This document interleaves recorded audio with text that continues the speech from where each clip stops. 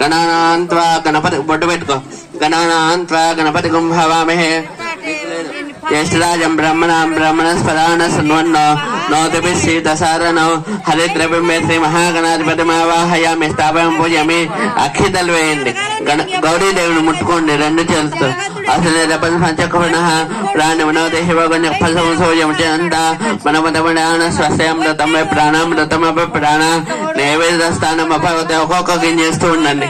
స్థిర భవ వరద భవ సుముఖ భవ సుప్రసన్న భవ స్థిర శృంగో జాయామి జాన్ సమర్పయామి ఆవాహయామి అస్సం సమర్పయామి పాదయోః పాద్యం సమర్పయామి హస్తయోః అర్ఘ్యం సమర్పయామి ముఖే శుద్ధ ఆచమనం సమర్పయామి స్నపయామి. మొత్తం వేసి నమస్కారం చేయండి. మీ గంధం చల్లండి, పసుపు కుంకుమ చల్లండి.